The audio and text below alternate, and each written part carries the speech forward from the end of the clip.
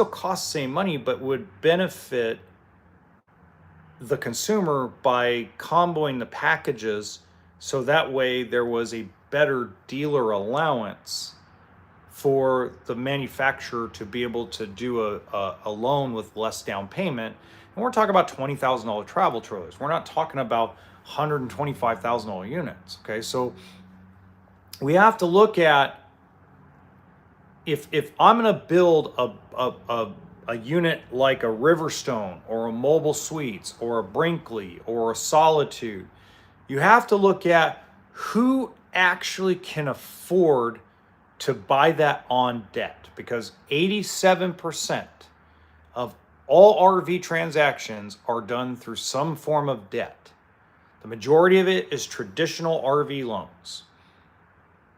So in order for you to qualify for, let's say, $100,000 loan, and I have videos on this if you guys want to check out the playlist. I have videos on explaining all this in more detail.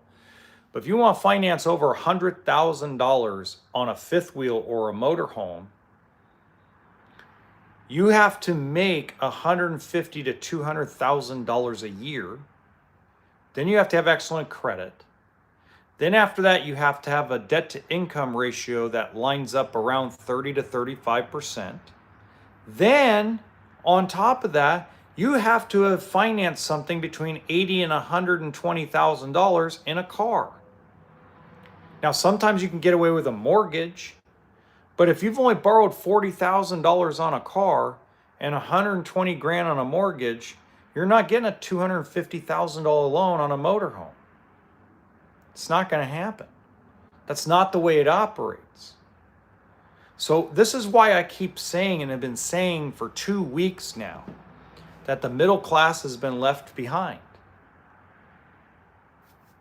And the problem is you would think, logically, supply and demand, since the RV manufacturers are flooding the market with $250,000 vans, $300,000 motorhomes, $125,000 to $150,000 selling price fifth wheels, you would think, since demand for that's very little, and I'm not talking about the demand of people wanting to buy it, the demand of people that can actually have the ability to buy it versus a supply, that it would drive prices down.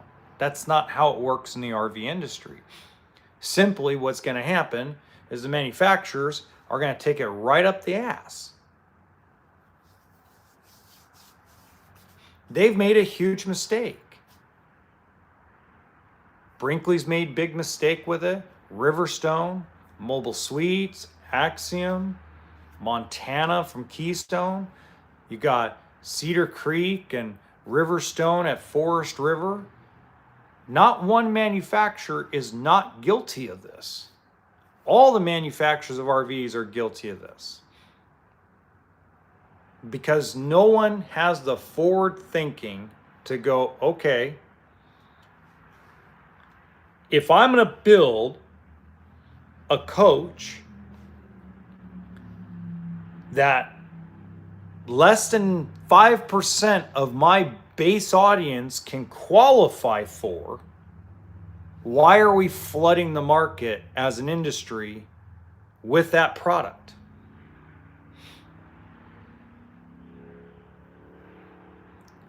Do you think people are just made of cash?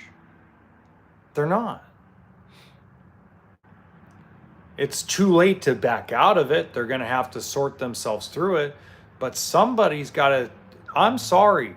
I know you guys listen to me in Indiana and hear me very clearly. One of you heads of a factory, whether it's Brinkley, whether it's Forest River, whether it's Genesis Supreme, whether it's Northwood Manufacturing, somebody needs to pull their head out of their ass and look at what is the reality of the economic situation of our base audience, which is the middle class. And middle class America doesn't make $150, $180 a year. If you make $150,000 a year in California, you're in poverty. You're not in the middle class. You're in poverty.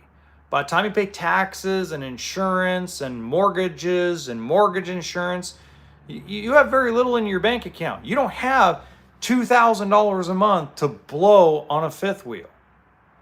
If you're making anything less than $1 million a year in New York City, you're in poverty. Go ask people, why do you think they elected a dude that promised all this free shit that he can't deliver? Because the people are suffering because the cost of living in New York City is huge.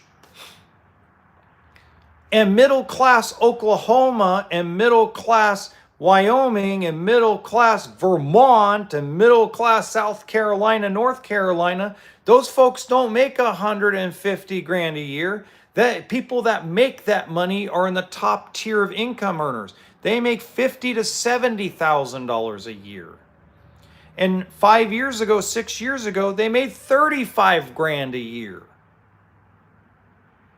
So we're forgetting about the people that actually buy the travel trailer or the Class C motorhome to go traveling for their vacation because they can't afford to put everybody on a plane and go to Hawaii for 2 weeks. They can't afford a European trip right at the moment, but they want to go take a vacation. They want to go see things. They want to build memories with their children, their families. And you've pretty much priced yourselves out of their reach.